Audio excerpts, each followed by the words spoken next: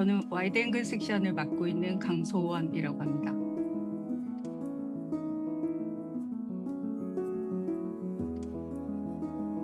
네, 제가 맡고 있는 와이드 앵글 섹션은 4분의 3 정도가 월드 프리미어 작품들이에요. 그래서 혼자 굉장히 치열한 과정을 거치고 있습니다. 이를테면 제가 선정한 영화가 올바른 선택인가 혹은 중요한 영화를 놓치지는 않았을까. 그래서 특히 올해는 다시 본 영화가 가장 많았던 해였던 것 같아요.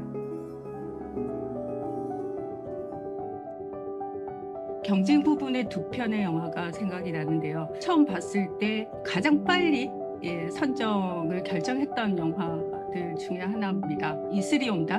주로미 김태일 감독님의 영화인데요. 사실 이 영화는 설명보다는 직접 보는 게 감정적으로 이렇게 와 닿을 것 같은데요. 태백의 마지막 광부들의 이야기입니다. 마지막 광부들의 그 실제 삶과 그 가족들의 이야기, 그리고 30여 년 전에 그 광부들의 투쟁에 함께 했었던 어떤 인물들의 이야기가 쭉 펼쳐지는데, 무엇보다 그 김태일 감독, 주로미 감독이 아니었으면 이 영화가 이렇게 나오지는 않았겠다. 그래서 감독들의 어떤 힘을 느낄 수 있는 그런 작품이었습니다. 두 번째 영화는 바이마 소년이라는 중국 다큐멘터리인데요. 지금 동시대 중국의 어떤 문제들을 배경으로 해서 시골에 부모님이 일자리를 찾아서 도시로 가고 난 뒤에 남겨진 아이들, 이게 거의 6천만 명에 달한다고 합니다. 그 아이들의 이야기인데, 영화를 보면 굉장히 많은 감정들을 느끼게 해요. 10대 소년이 돌봐주는 어른 없이 혼자 살 때 여러 가지 아슬아슬한 어떤 상황들이 있을 거잖아요. 최종적으로 15에서 18살까지를 계절별로 따라가면서 찍었는데, 마지막에 굉장히 뭉클해지는 좀 놀라운 성장담이라고 할 수 있습니다.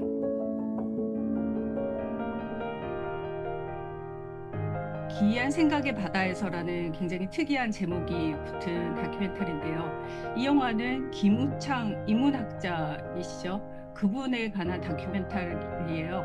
근데 이 영화는 그런 이야기가 아니라 일상적인 그의 순간들을 보여주면서 그가 생각했던 그 학문의 세계가 일상 안에서 어떻게 실현이 되는지, 한편으로 같이 살기는 힘들겠다, 뭐 이런 생각이 드는, 좀 영화를 보는 내내 감탄하고 흥미로워하면서 봤었던 영화입니다. 나의 친애하는 후세인은 팔레스타인 영화인데요. 팔레스타인의 시네마 예닌이라는 극장이 폐관되고 난 뒤에 마지막 영사 기사가 실직한 상태에서 극장을 복원하기 위해서 독일팀이 들어오고, 후세인이라는 이 인물이 자신에게 또 다른 기회가 왔다라고 생각하고 멈춘 지 50년 된 영사기를 다시 돌리기 위해서 고군분투하는 이야기인데, 이 후세인이라는 이 인물이 굉장히 뭐랄까 아주 열정적으로, 사실은 우리가 보기에는 약간 순진한 태도로 몰입을 하는데, 사실은 이제 필름의 시대가 갔다는 거를 주인공 모르고 있는 거죠.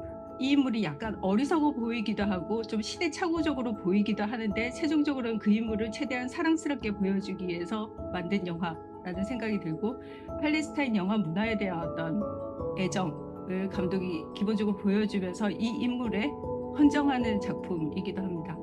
두 번째 이상적인 캐릭터가 등장하는 영화는 노래하는 황새 깃털이라는 작품인데요. 이란 영화고, 쿠르드족의 할머니가 주인공인 영화입니다. 이 할머니는 누가 보든 사랑스러운 캐릭터, 그리고 대단히 타고난 유머 감각을 지니고 있는 인물이라 그 인물이 마치 극영화처럼 인물들과 관계를 하면서 좀 엉뚱한, 우리가 생각하기에는 우스꽝스러울 수도 있지만 그 황새를 치료하고 딸을 곁에 두기 위해서 노력한 여러 일화들이 굉장히 흥미롭게 기억되는 작품이라고 생각이 듭니다.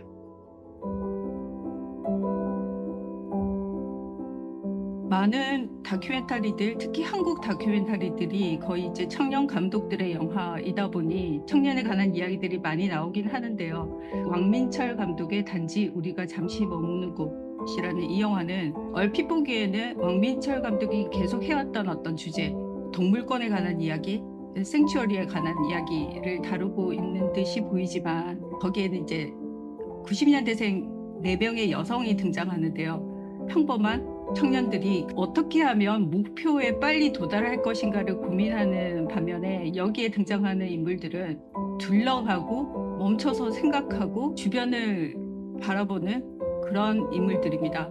그래서 좀 다른 선택들을 하는 그 인물들에 대해서 좀 오래 생각해보게 되는 그런 영화였습니다. 또 다른 한편은 세 명의 감독이 연출한 영화인데요. 주희에게라는 작품입니다. 세 명의 연출자 중에 장주희라는 감독이 있어요. 그 인물이 아주 치명적인 병에서 회복하는 과정 안에서 어떻게 살 것인가를 고민하면서 여러 경험들을 하게 되는데 거기에는 굉장히 많은 이야기들이 들어가 있습니다. 장애인 이동권에 관한 이야기도 있고 세월호 이야기도 있고 굉장히 많은 주제로 얼핏 산만하게 느껴지긴 하지만 제가 느끼기에는 이 영화는 장주희 감독이 자신의 어떤 병을 이겨내면서 세상으로 나아가는 이야기고 그리고 또 한편으로는 어린 시절에 그 폭력적인 가정에서의 어떤 상처, 트라우마를 극복하는 이야기이기도 해서 이 감독 개인의 어떤 성장담이라고 좀 느껴졌고 제목이 이제 주희에게라고 붙은 것도 아마 그런 점 때문이지 않을까라는 생각이 들어요. 이제 정치적인 어떤 소재를 다룬 가장 눈에 띄는 영화 중에 한 편은 키르기스탄의 신인 감독 첫 번째 장편 영화인데요. 카미라 사긴바에바 감독의 패닉 버튼이라는 영화가 있습니다. 고위 정치인의 부패를 이제 보도하면서 살해 위협을 당하고 굉장히 어려운 상황에 처하게 되는데 그래서 패닉 버튼을 받게 되는 거죠. 타마라 감독이 그때 당시에 이제 할 수 있는 것은 그것을 기록하는 것뿐이어서 이제 그걸 찍기 시작했고 대통령이 바뀌고 국가적으로 변화하는 시기를 담은 정치 다큐멘터리라고 할 수 있습니다. 또 다른 정치 다큐멘터리는 빨간 나라를 보았니라는 작품인데요. 질 것 알고 선거에 나가는 사람은 없겠지만 여기에 등장하는 인물들은 꼭 그렇게 생각하는 것 같지 않고 또 어떤 점에서는 이 선거의 결과가 어떻게 되는지 관객들이 이미 알고 있음에도 불구하고 영화를 보는 내내 약간 또 다른 기대를 하게 되는 매우 흥미진진한 동시대 한국 사회의 선거판 혹은 지역주의에 관한 여러 생각들을 하게 하는 그런 영화였고요. 등장하는 인물들이 좀 무모해 보이지만 그들이 품은 어떤 한국 사회 변화에 대한 어떤 기대나 열망이나 이런 것들을 충분히 전해 들을 수 있는 그런 작품이고 많은 관객들이 이 영화를 보면 또 다른 생각을 할 수 있지 않을까라는 생각을 했습니다. 이어달리기는 사실 전 국민이 알고 있을 법한 인물인데 세월호 의인이라고 불린 김동수 씨에 관한 그 김동수 씨가 어떤 트라우마를 겪게 되는지를 보여주면서 그 가족들의 이야기, 아버지의 트라우마가 가족들에게 미치는 영향, 지옥 같은 삶이라는 얘기가 많이 나오긴 하지만 영화는 대단히 긍정적인 방향으로 전개가 돼요. 세월호를 소재로 한 가장 깊이 들어간 작품, 가장 아픈 영화이면서 한편으로 가장 그 세월호가 남긴 사회적 트라우마에 대해서 이렇게 많은 생각들을 해보게 되는 그런 작품이기도 했습니다. 또 다른 한편은 이제 착지 연습이라는 작품인데요. 성폭력 피해자 혹은 성폭력 생존자라는 단어를 쓰기도 하던데 그 인물들이 모여서 좀 예술 활동을 통해서 이렇게 회복하는 그 과정을 찍은 영화예요.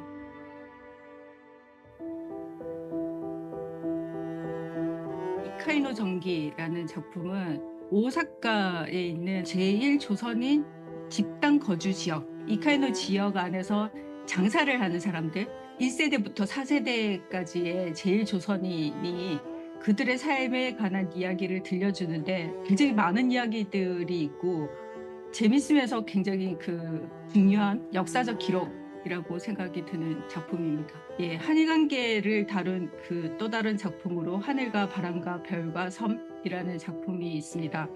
김명륜 감독은 일본인 아내 사이에 이제 아이가 태어나서 그 가족이 일본의 어떤 조그만 섬으로 이주를 해가서 거기 마을 주민들과 지낸 시간들을 이 영화에 담았어요. 이 영화의 그 감독은 사실 독도 경비대로 군 생활을 했었던 그런 인물인데, 감독의 가족이 이주해간 그 섬의 주민들은 독도를 히시마라고 부르는 사람들이죠. 굉장히 따뜻한 사람들이긴 하지만 좀 보수적인, 그 사이에 타협이라는 게 있을 수가 없는 그런 격차가 분명히 있는 그런 공간에서 김명륜 감독이 인간적으로 가까워지는 것과 동시에 그 한계들을 느끼는 그 과정이 여러 생각들을 하게 하는 방식으로 그려져 있습니다. 쇼케이스에서 소개되는 누마카게 시립수영장이라는 매우 특이한 영화가 한편 있습니다. 사실 이 영화는 작년에 월드 프리미어로 출품이 됐었던 영화고, 제가 작년에 봤을 때 이 영화를 떨어뜨린 거죠. 도무지 수용할 수 없는 단점이라고 생각했던 그게 이 영화의 좀 특징적인 대목이라고 보였고, 은근한 유머 감각이 매우 큰 장점으로 다가왔습니다. 영화는 기획부터 조금 특이한데, 굉장히 오래된 도쿄의 외곽에 있는 그 시립 수영장이 폐장되면서 슬픔의 5단계로 그 주민들이 이 수영장을 대하는 그 과정들을 좀 보여주는데, 유머러스하고 좀 특이한 다큐멘터리입니다. 그리고 또 한편으로 가장 비학적인 작품, 매우 시적이고 좀 독특한 형식이 눈에 들어오는 작품으로 머리카락, 종이, 물이라는 영화가 있습니다. 소수민족 할머니가 그 언어 자체도 이제 사라져서 그 세대의 사람들 말고는 이제 쓰지 않는 언어를 손자에게 가르친다라는 전제하에서, 사실 명확한 스토리가 있는 영화는 아니에요. 매우 시적으로 이미지들과 언어를 가리키는 예술적인 그런 다큐멘터리입니다. 독특한 소재를 다룬 작품으로 인도 다큐멘터리 양기비와 나라는 영화가 있습니다. 그 양기비와 나는 어머니와 아들의 이야기인데요. 그 인도의 양귀비 재배가 합법화된 어떤 지역에서 양귀비 농부로 일을 하는 어머니와 그 마약 단속국의 그 간부들과 싸우는 활동가인 아들의 이야기를 다룬 영화인데, 영화는 대단히 이제 잔잔한 방식으로 그들의 노동과 투쟁을 보여주지만, 그 주변을 둘러싼 인도 사회 안에서의 어떤 부패나 그런 어떤 그 계급적인 갈등이나 이런 것들이 대단히 다층적으로 이제 쌓여 있는 그런 작품이고, 올해 초 핫닥스라는 북미 최대 규모의 어떤 다큐멘터리 영화제가 있는데요. 거기서 최우수 국제 다큐멘터리상을 수상한 작품이기도 합니다. 또 다른 영화로는 찬스웨이 감독의 10점 만점의 10점이라는 작품인데, 동남아시아를 배경으로 한 작품이고요. 태국이나 인도네시아, 말레이시아 뭐 이런 공간 안에서 볼륨 시인을 어떻게 구축하고 그 인물들이 자신의 어떤 정체성을 받아들이게 되는지 그 과정을 보여주면서, 그 후반부에는 뉴욕으로 진출하는 과정을 보여줍니다.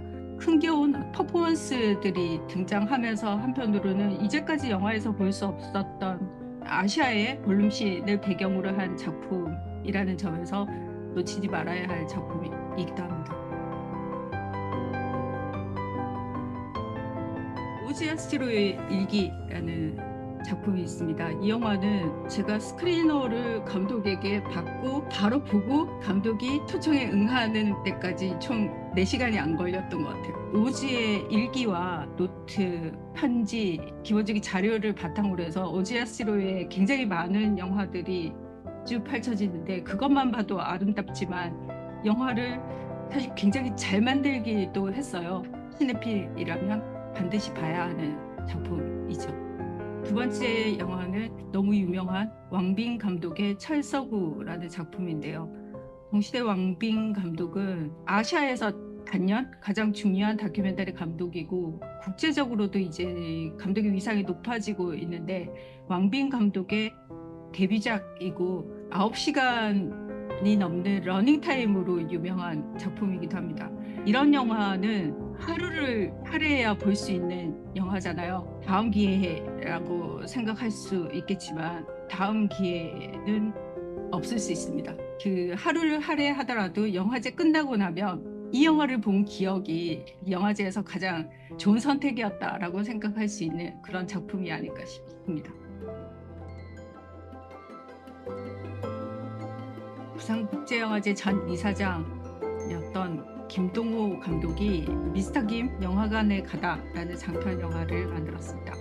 이 영화는 칸, 베를린 뭐 이런 그 영화제를 돌아다니면서 아주 많은 영화인들을 만났던 그 경험을 바탕으로 해서 국내 뭐 이창동 감독, 박찬욱 감독을 비롯해서 고레다 히로카즈 뭐 아주 많은 영화인들이 영화에 출연해서 자신의 영화에 관한 어떤 첫 기억이나 영화관에 관한 어떤 추억들을 들려주는 영화에 관한 영화라고 할 수 있습니다. 어떤 분들이 보시든 쉽게 다가갈 수 있는 그 친근한 작품이라고 할 수 있겠습니다. 또 다른 화제작, 대중들이 관심을 많이 가지시겠다라고 생각되는 영화는 더 로즈 컴백 투 미라는 작품인데요. 음악 다큐멘터리라고 할 수 있고 더 로즈 팬들이 많이 보러 오시기를 기대하고 있습니다. 이 작품은 홍대 버스킹서부터 시작해서 코첼라 무대까지 가는 4명으로 구성된 이 밴드의 성장 과정을 다룬 작품입니다. 저도 더 로즈를 모르는 상태에서 영화를 보기 시작했어요. K-팝이라고 불리는 그 아이돌이 등장하는 그 과정과 이 더 로즈의 어떤 성장은 조금 차이도 있는 것 같습니다. 세세한 이야기를 영화를 통해서 확인해 주시면 좋겠습니다.